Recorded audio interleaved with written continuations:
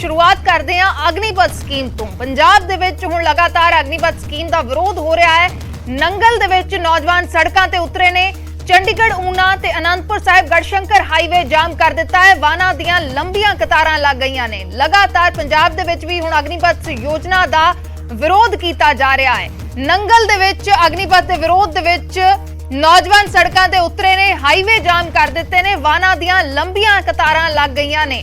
कल भी लुधियाना ते जलंधर दे विच प्रदर्शन होए सी। लुधियाना दे विच रेलवे स्टेशन की भंनतोड़ की गई सी। हालांकि दूसरे पासे जलंधर दे विच रोस मुजाहरा किया गया सी। नौजवानों दे वल्लों सड़कां जाम कीतियां गईयां सी ते अज नंगल दे विच रोड देखण नूं मिलिया है। नौजवानों का गुस्सा देखण नूं मिलिया है। अग्निपथ योजना वापस लैण दी मांग की जा रही है। अज नंगल दे विच नौजवान सड़कां ते उतरे ने, हाईवे जाम किए गए ने, वाहनां दीयां लंबियां कतारां लग गईयां ने। अग्निपथ योजना के तहत 4 साल के लिए फौज दे विच जवानां दी भर्ती होएगी। 4 साल तो बाद समीक्षा की जाएगी। तकरीबन 25% जो जवान होंगे उन्होंने फौज दे विच रेगुलर भर्ती किया जाएगा, बाकी रिटायर हो जाएंगे। पेंशन नहीं मिलेगी। कई सारिया सहूलतां ने जिहड़ियां फौजियां नूं मिलदियां ने, रेगुलर फौजियां नूं मिलदियां ने, वो नहीं मिलणगियां। हालांकि विरोध प्रदर्शनों को देखते हुए कई बदलाव जरूर किए गए हैं। कई किस्म दी सहूलतां का ऐलान किया गया है। रक्षा मंत्रालय दे विच 10% राखवेंकरण का ऐलान किया गया है, लेकिन फिर भी नौजवान लगातार इस योजना का विरोध जता रहे हैं। साडे सहयोगी नंगल तो राजकुमार जुड़े ने होर जानकारी दे लई। राजकुमार जी, की कुछ जानकारी है? प्रदर्शन की अजे भी जारी है नंगल दे विच? जी, मैं तो ये दसना चाहता कि जो अग्निपथ स्कीम का जो लगातार पूरे पंजाब के क्या पूरे भारत में विरोध हो रहा है, उसी विरोध को देखते हुए अज श्री आनंदपुर साहिब के भी कुछ नौजवानों वालों विरोध किया गया।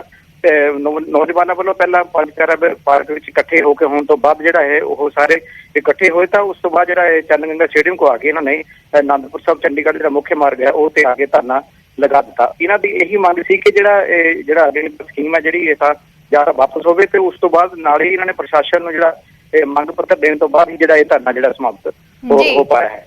जी, शुक्रिया पूरी जानकारी के लिए राजकुमार जी। तो साडे सहयोगी जानकारी दे रहे सन कि प्रशासन को मंग पत्र सौंपण तो बाद यह धरना प्रदर्शन खत्म कर दिता गया। लेकिन अज नंगल दे विच भी प्रदर्शन होया है। श्री आनंदपुर साहिब दे विच नौजवान इकट्ठे हुए, हाईवे जाम किए गए, प्रदर्शन किया गया, अग्निपथ योजना का विरोध जताया गया है। अग्निपथ योजना वापस लैण की मांग कर रहे हैं। प्रशासन को इन्हों के वालों मंग पत्र सौंपया गया, जिस तो बाद यह प्रदर्शन खत्म कर दिता गया। लगातार अग्निपथ योजना का विरोध किया जा रहा है।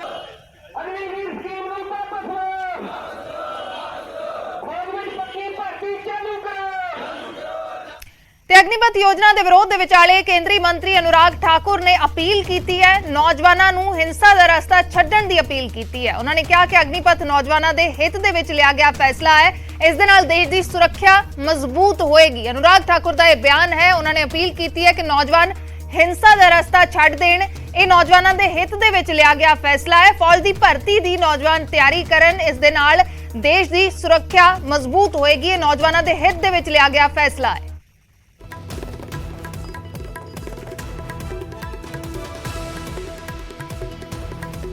लगातार देश दे विच अग्निपथ योजना का विरोध हो रहा है। कई थावां ते प्रदर्शन होए ने, सड़कां जाम कीतियां गईयां ने, कई थावां ते ये प्रदर्शन हिंसक भी होए ने। रेलवे स्टेशनां ते भंनतोड़ की गई है। रेलवे दी संपत्ति का नुकसान किया गया। बसां नूं अग्गां लगाईयां गईयां। कई थावां ते ये प्रदर्शन हिंसक होए ने, जिस तो बाद अनुराग ठाकुर ने शांति बनाए रखने की अपील की है। मेरा एक और देश के युवाओं से ये अनुरोध भी है, अपील भी है कि हिंसा का रास्ता अपनी बात रखने के लिए ठीक नहीं है।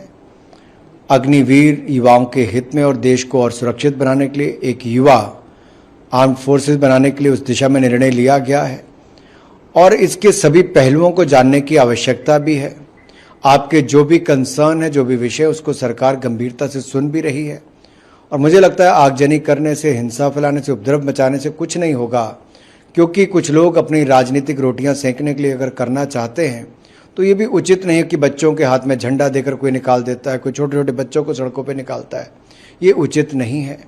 ये देश के हित में निर्णय लिया गया है, युवाओं के हित में लिया गया है और जिस तरह से सरकार ने 2 साल की रिलैक्सेशन भी दी है वो भी दिखाता है कि आपकी बात को सुना गया।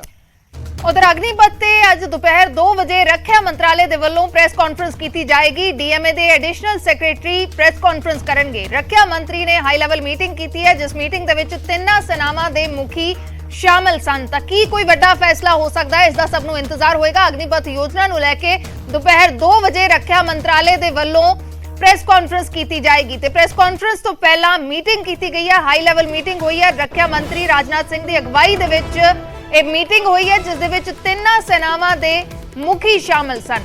ਕਈ ਬਦਲਾਅ ਕੀਤੇ ਗਏ ਨੇ ਵਿਰੋਧ ਪ੍ਰਦਰਸ਼ਨਾਂ ਤੋਂ ਬਾਅਦ। ਇਸ ਸਕੀਮ ਦੇ ਵਿੱਚ ਜਦੋਂ ਵਿਰੋਧ ਪ੍ਰਦਰਸ਼ਨ ਹੋਏ ਤਾਂ ਕਈ ਸਾਰੀਆਂ ਸਹੂਲਤਾਂ ਜਿਹੜੀਆਂ ਨੇ ਉਹ ਅਗਨੀਵੀਰਾਂ ਦੇ ਲਈ ਅਗਨੀਪਥ ਯੋਜਨਾ ਦੇ ਤਹਿਤ ਅਨਾਉਂਸ ਕੀਤੀਆਂ ਗਈਆਂ ਨੇ ਤੇ ਹੁਣ ਫਿਰ ਰੱਖਿਆ ਮੰਤਰਾਲੇ ਦੀ ਅਹਿਮ ਬੈਠਕ ਹੋਈ ਹੈ ਤੇ ਰੱਖਿਆ ਮੰਤਰਾਲੇ ਦੇ ਵੱਲੋਂ ਅੱਜ ਦੁਪਹਿਰ 2 ਵਜੇ प्रेस कॉन्फ्रेंस की जाएगी। नजर इसे ते ने कि इस स्कीम दे विच कोई होर बदलाव होने जा रहा है, कि कोई ऐलान होने जा रहा है, इस ते सब दी नजर बणियां हुई ने। दोपहर 2 वजे रखिया मंत्रालय दे वल्लों प्रेस कॉन्फ्रेंस की जाएगी।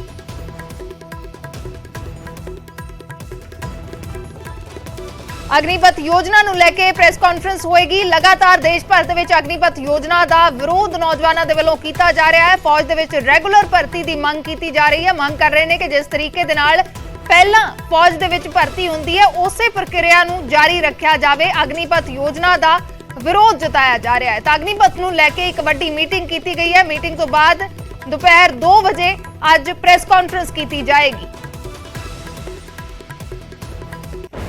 उधर इस सब दे विचाले एयरफोर्स ने अग्निपथ योजना लई डिटेल जारी की है। एयरफोर्स ने अपनी वैबसाइट ते ये डिटेल अपलोड की है। किहड़ियां-किहड़ियां सहूलतां मिलणगियां अग्निवीरां नूं, जिहड़े जवान अग्निपथ योजना दे तहत जिहड़े है वो भर्ती होणगे, उन्हां नूं किहड़ियां-किहड़ियां सहूलतां मिलणगियां। साल दे विच 30 छुट्टियां मिलणगियां।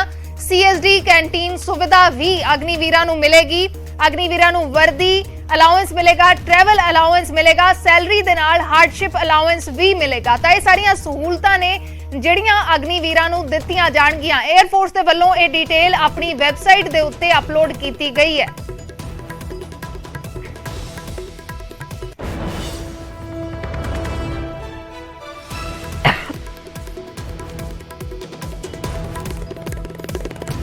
ਇਹ ਡਿਟੇਲ ਜਾਰੀ ਕੀਤੀ ਹੈ, ਜਿਸ ਦੇ ਵਿੱਚ ਕਿਹੜੀਆਂ-ਕਿਹੜੀਆਂ ਸੁਵਿਧਾਵਾਂ ਅਗਨੀਵੀਰਾਂ ਨੂੰ ਦਿੱਤੀਆਂ ਜਾਣਗੀਆਂ ਉਹਨਾਂ ਦਾ ਜ਼ਿਕਰ ਕੀਤਾ ਗਿਆ ਹੈ।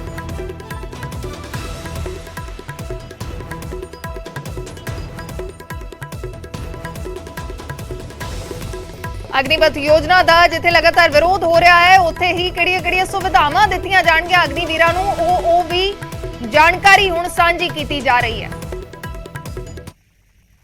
ते अग्निपथ नूं लैके सीएम भगवंत मान ने केंद्र ते निशाना साधिया है। कहा कि असीं 60 साल तक दी नौकरी तो बाद पेंशन दे रहे हैं, लेकिन केंद्र 21 साल दे विच ही नौजवानां नूं रिटायर कर रही है। साडी सरकार ने 25,000 नौकरियां कढ़ियां ने। सीएम भगवंत मान ने केंद्र ते निशाना साधिया है। संगरूर दे विच चोण प्रचार कर रहे ने आम आदमी पार्टी के उम्मीदवार गुरमेल सिंह दे लई, ते उसे दौरान उन्हां ने केंद्र सरकार ते निशाना साधिया है। अग्निपथ योजना नूं लैके केंद्र ते निशाना साधिया है ते कहा कि असीं 60 साल तक दी नौकरी तो बाद पेंशन दे रहे हैं ते केंद्र 21 साल दे विच ही नौजवानां नूं रिटायर कर रही है।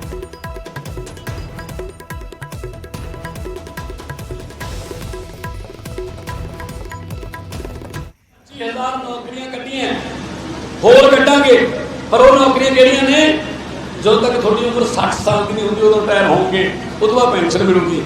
क्या नरेंद्र मोदी जी नौकरी कट रहे हैं बीजेपी वाले, ਕਿਹੜੀ ਕੱਢ ਰਹੇ हैं फौज ਦੀ। ਕੀ ਕਹਿੰਦੇ ਆ 17 ਸਾਲ ਦੇ ਆ ਜਾਓ, 6 ਮਹੀਨੇ ਤੁਹਾਨੂੰ ਟ੍ਰੇਨਿੰਗ ਦੇਵਾਂਗੇ, 2.5 ਸਾਲ ਕੰਮ ਕਰ ਲਿਓ, 21 ਸਾਲ ਦੇ ਸਾਬਕਾ ਫੌਜੀ ਬਣ ਕੇ ਘਰੇ ਆ ਜਿਓ। ਉਹਨੇ ਦੱਸੋ ਇਹ ਕਿਹੜੀ 2.5 ਸਾਲ ਦੀ ਨੌਕਰੀ ਹੈ ਬਈ। ਸੋ ਇਹ ਅਗਨੀ ਜਿਹੜਾ ਇਹਨਾਂ ਨੇ ਬਣਾਇਆ ਉਹ ਜਿਹੜਾ ਕਾਨੂੰਨ ਉਹ ਵਾਪਸ ਲੈਣਾ ਪਊਗਾ। ਮੈਨੂੰ ਗੱਲ ਦੀ ਸਮਝ ਨਹੀਂ ਆਉਂਦੀ, ਮੈਂ ਪੱਤਰਕਾਰਾਂ ਨੂੰ ਵੀ ਕਿਹਾ। ਪਹਿਲਾਂ ਇਹਨਾਂ ਨੇ GST ਲਿਆਂਦੀ, ਲੋਕ ਕਹਿੰਦੇ ਕੀ ਆ, ਉਹ ਕਹਿੰਦੇ ਹੈ ਤੁਹਾਨੂੰ ਸਮਝ ਨਹੀਂ ਆਈ, ਕਾਨੂੰਨ ਬਹੁਤ ਵਧੀਆ। ਫਿਰ ਇਹਨਾਂ ਨੇ ਸਿਟੀਜ਼ਨ ਬਿੱਲ ਲਿਆਂਦਾ, ਉਹ ਲੋਕ ਕਹਿੰਦੇ ਕੀ ਹੁੰਦਾ, ਕਹਿੰਦੇ ਹੈ ਤੁਹਾਨੂੰ ਸਮਝ ਨਹੀਂ ਆਈ, ਬਹੁਤ ਵਧੀਆ ਕਾਨੂੰਨ ਹੈ। ਫਿਰ ਕਿਸਾਨਾਂ ਵਾਲੇ ਬਿੱਲ ਲਿਆਂਦੇ, ਕਿਸਾਨ ਕਹਿੰਦੇ ਇਹ ਕੀ ਹੈ, ਕਹਿੰਦੇ ਹੈ ਤੁਹਾਨੂੰ ਸਮਝ ਨਹੀਂ ਆਈ, ਇਹ ਤਾਂ ਬਹੁਤ ਫਾਇਦੇ ਵਾਲੀ ਚੀਜ਼ ਹੈ।